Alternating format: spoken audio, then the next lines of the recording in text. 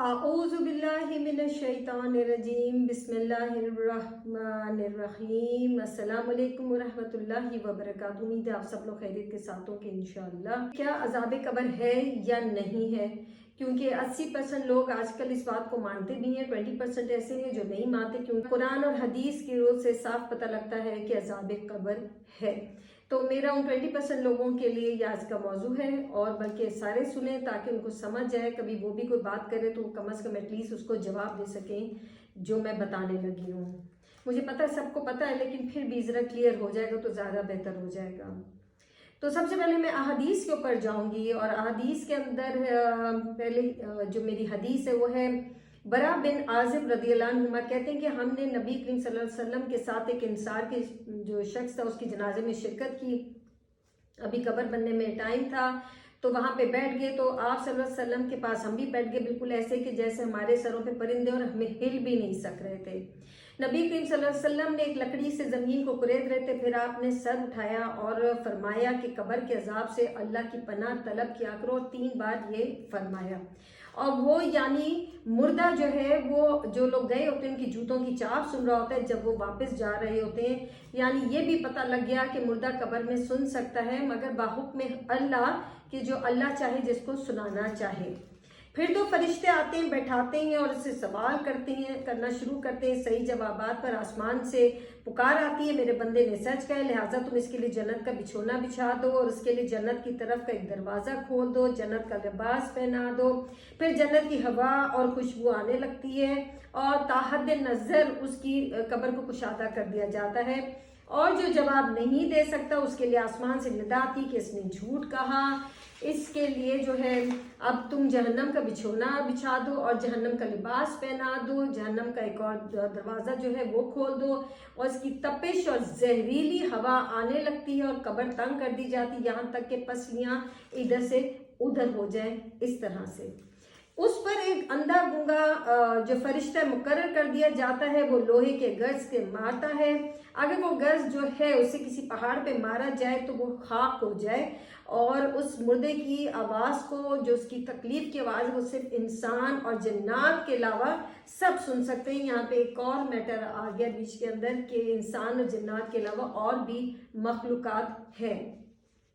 और फिर नबी करीम सल्लल्लाहु अलैहि वसल्लम ने यह आयत पढ़ी जो सूरह अराफ की है, आयत नंबर 40 से, कि अल्लाह ने फरमाया उसकी किताब से जीन में सबसे नीचे की ज़मीन में रखो, फिर उसकी रूह वहाँ से फेंक दी जाती है। और फिर आप सल्लल्लाहु अलैहि वसल्लम ने ये आयत पढ़ी जो सूरह अल हज की आयत है, आयत नंबर 31 है, कि जिसने अल्लाह के साथ शरीक किया, मतलब किसी को भी, गोया वो आसमान से गिर पड़ा, बस उसे या तो चरिंद परिंद उचक ले जाएंगे या हवाएं किसी दूर दराज की डरावनी जगह पर फेंक देंगी। फिर उसके बाद है एक और हदीस जो कि अबू हुरैरा रदियल्लाहु अन्हु से साबित है कि नबी करीम सल्लल्लाहु अलैहि वसल्लम ने फरमाया, जब मोमिन की मौत आती है तो रहमत के फरिश्ते सफ़ेद रेशमी कपड़े लेकर आते हैं और रूह से कहते हैं निकल, तो अल्लाह से राज़ी है और अल्लाह तुझ से राज़ी है, तू अल्लाह से राज़ी और अल्लाह तुझ से राज़ी है। और वो रूह निकल पड़ती है, फरिश्ते उसे लेकर हाथों में आसमान के दरवाजे पर लेकर आते हैं, तो दरबान कहते हैं क्या खूब खुशबू है जो ज़मीन से आई है, और मोमिन जो पर रूह है वो भी देखकर खुश होती हैं। इसी तरह जब एक काफिर करीबुल मर्ग होता है तो अजाब के फरिश्ते, अब इस बात को गौर करें, करीबुल मर्ग होता है, अभी वो फौत नहीं हुआ होता, तो अजाब के फरिश्ते जो हैं वो एक टाट का टुकड़ा लेकर आते हैं और कहते हैं कि अल्लाह के अजाब की तरफ निकल, तू अल्लाह से नाराज है और अल्लाह तुझसे नाराज है। तो वो निकल पड़ती है जैसे सड़े मुर्दार की बदबू निकलती है, यहाँ तक कि उसे ज़मीन के दरवाजे पर लाते हैं। फिर कहते हैं कितनी ख़राब बदबू है, यहाँ तक कि उसे काफिरों की रूह में ले जाकर छोड़ दिया जाता है। इस बात को भी मद्देनजर रखें कि काफिर सिर्फ वही नहीं जो मुशरिक है, काफिर वो हैं जो अल्लाह को तो मानते मगर अल्लाह की नहीं मानते, जो रब ताला को मानते हैं मगर उसने कुरान में क्या ताकीद की ज़िंदगी गुजारने के लिए उसको नहीं मानते और कुफर करते हैं, इनकार करते हैं अल्लाह की बातों का। फिर एक और हदीस है, हज़रत उस्मान रज़ियल्लाहु अन्हु कहते हैं जब किसी कब्रिस्तान पे ठहरते तो इतना रोते कि आपकी दाढ़ी तर हो जाती। किसी ने कहा कि कब्र के जिक्र पे तो आपको ऐसा रोना नहीं आता, लेकिन जब आप किसी कब्र को देखते हैं तो फिर आप इतना क्यों रोते हैं? तो उन्होंने फरमाया कि नबी करीम सल्लल्लाहु अलैहि वसल्लम का इरशाद है कि आखिरत منازل میں سے پہلی قبر، جو منازل میں سے جو پہلی ہماری منزل ہے وہ ہے قبر، پہلی منزل ہے۔ کسی نے قبر کے عذاب سے نجات پائی تو اس کے بعد کے مراحل آسان ہوں گے، اور اگر جسے عذاب قبر سے نجات نہ مل سکی تو اس کے بعد کے جو اس کے منازل ہیں وہ سخت ہوں گے۔ یہاں پھر ایک اور بات سمجھ آئی کہ قبر پہلی منزل ہے جہاں سے عذاب شروع ہونا ہوگا، تو جب اگر اس نے نجات پالی تو اس کے بعد کے مراحل اس کے آسان ہوں گے، یعنی کہ قبر کے بعد کے بھی مراحل ہیں جو آگے آخرت تک جائیں گے، اور جس سے نجات نہیں مل سکی تو اس کی وہاں سے پھر منازل جو ہے وہ سخت تر ہوتی جائیں گی، مزید دشواریوں کا سامنا ہوگا۔ حالانکہ حضرت عثمان رضی اللہ عنہما تو عشرہ مبشرہ میں سے تھے، انہیں تو جنت کی ویسے ہی بشارت ہو گئی ہوئی تھی، تو آپ دیکھیں کہ ان کا یہ حال ہے قبر دیکھ کے، اور ہم لوگ اتنے لا تعلق ہو گئے ہیں قبر کے عذاب سے کہ ہاں چلو قبر کے عذاب کو مانتے، پتہ ہے کہ مرنا ہے، لیکن قبر کے عذاب کو نہیں مانتے، اور زندگی میں بھی نہیں مان رہے ہیں۔ تو اللہ تعالیٰ نے جو نبی کریم صلی اللہ علیہ وسلم کو حکم دیا تھا کہ یعنی کہ تمام پیغمبر سے لے کے تمام خلفائے راشدین سے لے کے صحابہ کرام سے لے کے سب کو یہ حکم دیا جاتا تھا کہ عذاب قبر سے پناہ مانگو۔ پھر ایک اور حدیث ہے، ابو ہریرہ رضی اللہ عنہما نے بیان کیا کہ نبی کریم صلی اللہ علیہ وسلم اس طرح دعا کیا کرتے تھے، اللہم انی اعوذ بک من عذاب القبر ومن عذاب النار ومن فتنة المحیا والممات ومن فتنة المسیح الدجال۔ اے اللہ میں قبر کے عذاب سے، دوزخ کے عذاب سے، اور زندگی اور موت کی آزمائشوں سے، اور کانے دجال کی بلا سے تیری پناہ چاہتا ہوں۔ اور نبی کریم کی حدیث میں ہے کہ نبی کریم صلی اللہ علیہ وسلم نے تشہد سے فارغ ہو کر ان چاروں چیزوں سے پناہ مانگی، بلکہ آپ تشہد کے اندر بھی پڑھ سکتے ہیں، اس میں کوئی غلط بات نہیں ہوگی۔ آپ جب دعائیں پڑھتے ہیں تشہد میں بیٹھ کے تو آپ اس میں یہ دعا بھی پڑھ سکتے ہو، بلکہ پڑھنی چاہیے ہر نماز کے اندر، نفل میں بھی اور فرائض میں بھی۔ پھر ہے ایک بات اور دماغ میں رکھیں کہ 4 جگہ اللہ تعالیٰ نے عذاب دینا ہے، یہ یاد رکھیں۔ زندگی میں بھی دیتا ہے، پھر زندگی اور موت کے فتنے کا جس کا عذاب سے بچنے کا کہا گیا وہ بھی، اس میں بھی، پھر عذاب قبر میں بھی، اور آخرت میں جہنم کا عذاب۔ تو یہ یاد رکھیں کہ جو آخرت کا جو عذاب ہے وہ آخری ہے، لیکن زندگی سے ہمیں عذاب ملنا شروع ہو جاتے ہیں، اور موت کے وقت تو آپ کا اسٹیٹس بالکل کلیئر ہو جائے گا آپ کو خود ہی کہ اب آپ کی پکڑ ہوگی یا آپ کی بچت ہوگی۔ تو دنیا میں بھی عذاب آتے ہیں، کیونکہ جو آزمائشیں آتی ہیں وہ کبھی کبھی تو آزمائش ہوتی ہے اور کبھی کبھی وہ عذاب ہوتے ہیں۔ یہ انسان کو جیسے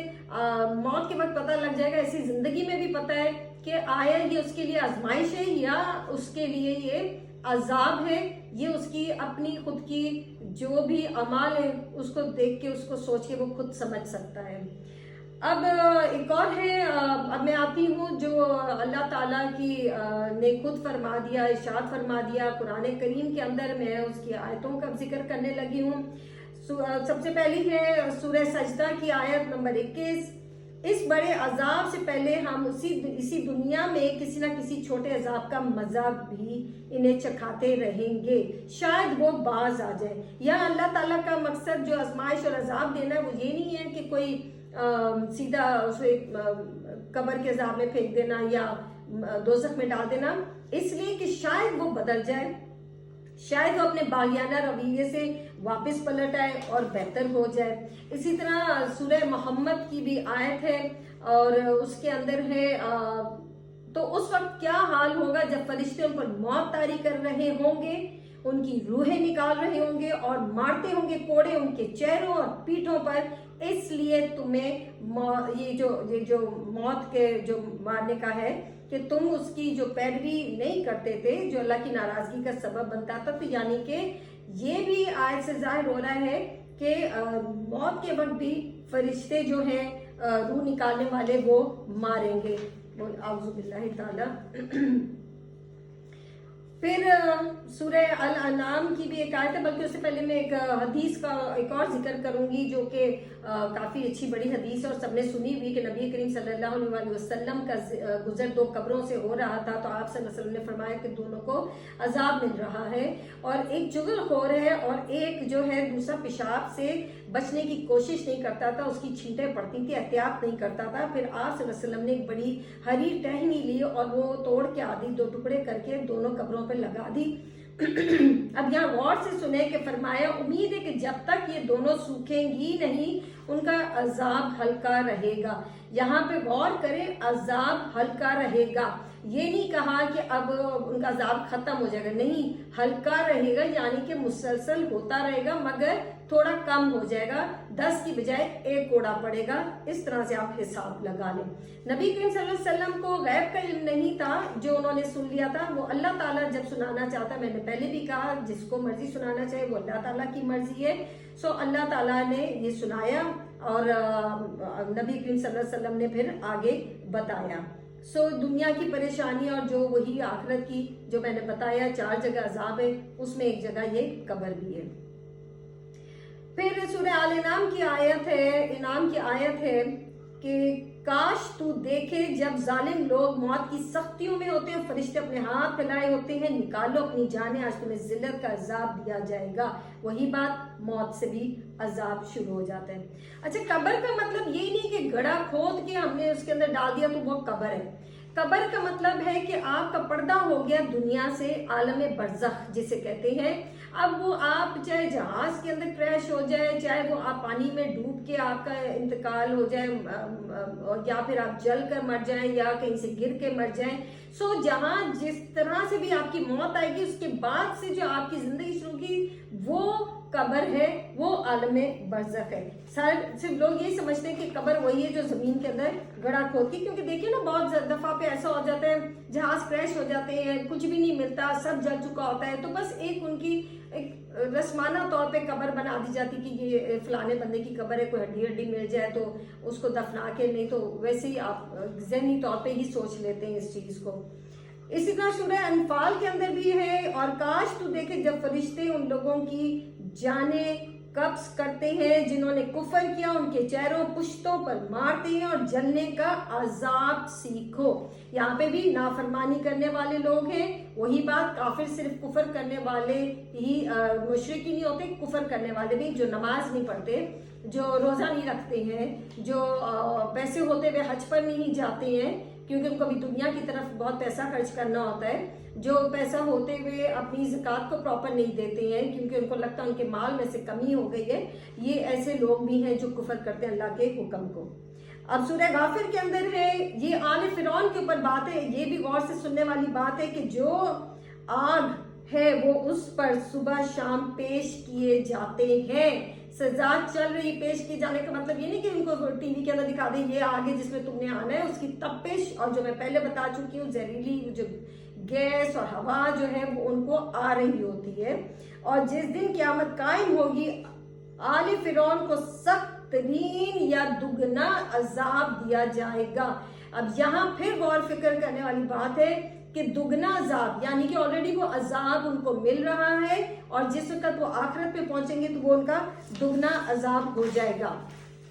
ٹھیک ہے, اور نبی کریم صلی اللہ علیہ وسلم نے تو ویسے بھی کہا ہے کہ صبح شام اچھے کو ان کی جنت کا ٹھکانہ دکھایا جاتا ہے اور برے کو ان کی قبر کا ٹھکانہ دکھایا جاتا ہے. کیونکہ سورہ نوح کے اندر بھی ہے, بڑی اچھی آیت ہے کہ اپنے گناہوں کی وجہ سے وہ غرق ہوئے جو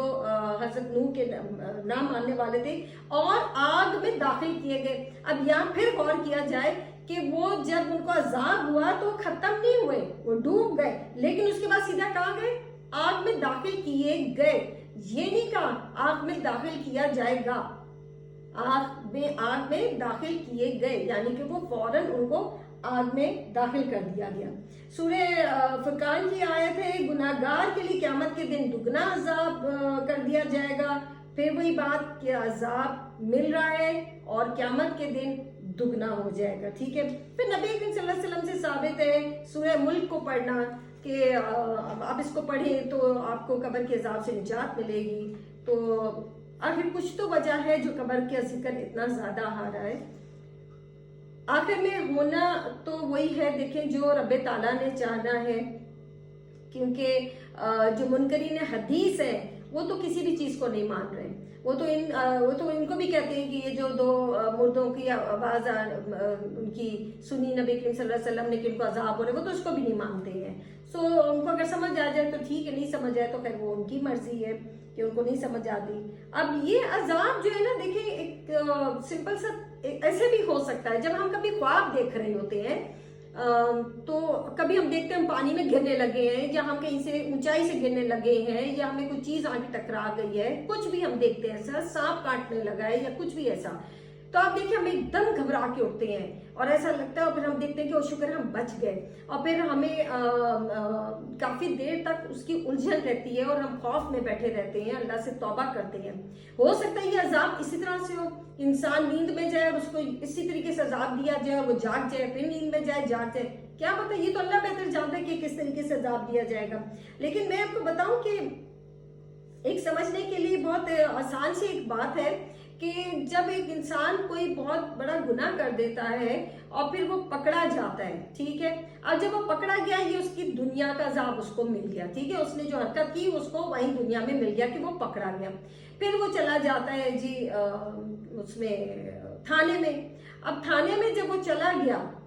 اور اس کو جب بند کر دیا گیا بات چیت کے بعد، بات چیت ہو گئی اس کی موت، اور اگر اس نے نئی سچائی بتائی اور وہ پکڑا گیا اپنے جھوٹ کے اوپر تو وہ چلا گیا اندر تھانے میں۔ تھانے میں جب چلا گیا تو کیا ہوا، وہ اس کی بن گئی قبر۔ قبر اس لیے کیونکہ آپ دیکھیں کہ روزانہ جب تک وہ اس کا پورا طریقہ کار سے وہ اپنی سزا کو نہیں اس کو پا سکتا، تب تک روزانہ جو پولیس والے ہیں اس کو مارتے بھی ہیں، ڈنڈے بھی مارتے ہیں، گندا سڑا کھانا دیتے ہیں، رات بھر چوہے پھر رہے ہوتے ہیں، کیڑے پھر رہے ہوتے ہیں، گند ہوتا ہے جدھر وہ سوتے ہیں زمین کے اوپر، حال برا ہو جاتا ہے۔ یہ آپ قبر کے عذاب سے اس کو سمجھ لیں کتنا اذیت میں ہوتا ہے۔ پھر جب پورا ٹرائل ہوتا ہے، پوری سنوائی ہوتی ہے، اس کے بعد اس کو سزا مل جاتی ہے، اور سزا پھر اگر موت کی ہے تو وہ بن گئی آخرت کی اس کی سزا، اور وہ قبر کے طریقے سے ہی جیتا ہے تب تک جب تک اس کی موت کی سزا نہ آ جائے، وہ عذاب میں ہی رہتا ہے۔ یہ کم عذاب نہیں ہوتا کسی کے لیے یہ سوچنا کہ کچھ دنوں بعد میری موت واقعہ ہو جائے گی، ٹھیک ہے۔ اور جو بچ جائے تو وہ بالکل ایسے ہی ہے کہ جس نے کچھ گناہ کیے وہ تھوڑی سزا پا کے باہر نکل آیا۔ تو لہٰذا یہ تھوڑی سی اس سوچ اور سمجھ کے ساتھ اگر سمجھ لیں تو بہت اچھی بات ہے۔ نبی کریم صلی اللہ علیہ وسلم کی ایک اور حدیث ہے کہ جنت کا باغیچہ جو ہے آپ کی قبر بن سکتی ہے یا پھر جہنم کا گڑھا بن سکتا ہے۔ اس طرح بہت ساری ایسی حدیثیں ہیں جہاں پہ اس کے بارے میں بات چیت ہے، لیکن میں اتنی زیادہ نہیں بیان کر رہی ابھی یہاں پہ۔ تو لہٰذا وہ جو لوگ جن کے دماغوں میں فطور آ چکا ہوا ہے اور وہ اس بات کو نہیں مانتے، وہ کہتے ہیں کہ جی اللہ تعالیٰ حساب کتاب جو ہے نا وہ صرف آخرت میں کرے گا، قبر کا عذاب کوئی نہیں ہے، اور اس کے رب تعالیٰ کی عدل کا تقاضا ہے کہ وہ عذاب نہ دے۔ دیکھیں جی بے شک اللہ تعالیٰ کی صفت عدل بھی ہے، اور اللہ تعالیٰ نے یہ خود ہی بولا ہے کہ میں بہترین حساب لینے والوں میں سے بھی ہوں اور جلد حساب لینے والوں میں سے بھی ہوں۔ تو جلد حساب سورہ غافر کے اندر ہے کہ جلد حساب لینے والوں میں سے بھی ہوں، تو اللہ تعالیٰ پہلے بھی حساب لے لیتا ہے، آپ کو دنیا کے اندر سزا مل جاتی ہے، ہم مانے نہ مانے، ہماری جو زور سے کونی بھی لگ جاتی ہے تو وہ بھی ایک سزا ہی ہوتی ہے وقتی طور پہ کسی چیز کے، آپ نے کچھ ذہن میں کچھ غلط سوچ رہے ہوتے ہیں کسی کی، یا ویسے بھی لگ جاتا ہے، تو یہ چھوٹی موٹی سزائیں ہیں، یہ ہمارے جان و مال کا صدقہ ہیں، کیونکہ ہم سے غلطیاں ہوتی ہیں۔ اور زندگی موت کے فتنے کا دعا سکھا دی گئی ہے، پھر عذاب قبر کی دعا سکھا دی گئی ہے، پھر دجال کے فتنے کی سکھا دی گئی ہے، دوزخ سے بچنے کی دعا سکھا دی گئی۔ کیا ابھی بھی نہیں ان چیزوں کو ماننا؟ تو پھر کس بات کے اوپر ماننا ہے؟